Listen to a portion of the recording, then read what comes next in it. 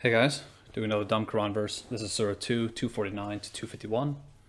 It says, when Saul marched forth with his army, he cautioned, Allah will test you with a river, so whoever drinks his fill from it is not with me, and whoever does not taste it except a sip from the hollow of his hands is definitely with me.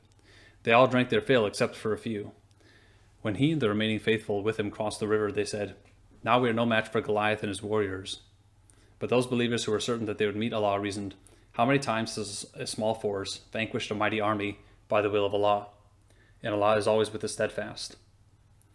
When they advanced to face Goliath and his warriors, they prayed, our Lord, shower us with perseverance, make our steps firm, and give us victory over the disbelieving people. So they defeated them by Allah's will, and David killed Goliath.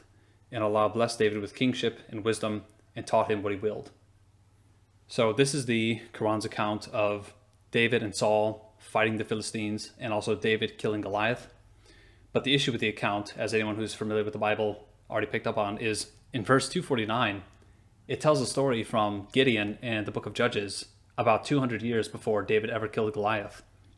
So if you read the account in the Bible of David killing Goliath, it's in 1 Samuel 17, and you will not find anything like this river event that is described in verse 249.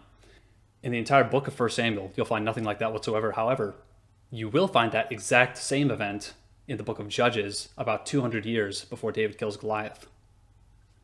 So this is Judges chapter 7, and it says, then Jerubbaal, who is Gideon, and all the people that were with him, rose up early and pitched beside the well of Herod, so that the hosts of the Midianites were on the north side of them, by the hill of Morah in the valley. And the Lord said to Gideon, the people that are with you are too many for me to give the Midianites into their hands, lest Israel vaunt themselves against me, saying, my own hand has saved me.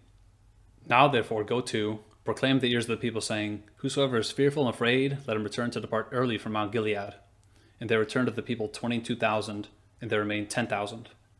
And the Lord said to Gideon, the people are yet too many, bring them down unto the water, and I will try them for thee there. It shall be, that of whom I say unto thee, this shall go with thee, the same shall go with thee. And of whomsoever I say unto thee, this shall not go with thee, the same shall not go. So he brought down the people unto the water, and the Lord said to Gideon, everyone that laps the water with his tongue, as a dog laps, him shalt thou set by himself. Likewise, everyone that boweth upon his knees to drink. And the number of them that lapped, putting their hands to their mouth, were 300 men. But all the rest of the people bowed down unto their knees to drink water. And the Lord said to Gideon, by the 300 men that lapped will I save you, and deliver the Midianites into thy hand, and let all the other people go every man to his place. So here we see that in the book of Judges, the story makes sense. God is thinning out the army of the Israelites to demonstrate to them that they're not going to win this battle by strength of force, but rather it's only based on the fact that God is helping them. But this event is taking place 200 years before Saul and David fight against the Philistines and David kills Goliath. So we could look back at Surah 2 and recognize very clearly that he got the chronology way wrong, just like he did with Mary, the sister of Aaron and Moses, and Mary, the mother of Jesus. He got the chronology wrong because he doesn't understand the chronology. He has a very vague, loose understanding of the Bible.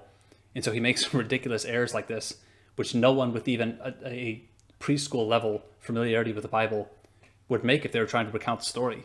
He just gets things wrong. And then Muslims will make excuses for this. And it just shows that they're not concerned with the truth. They're not.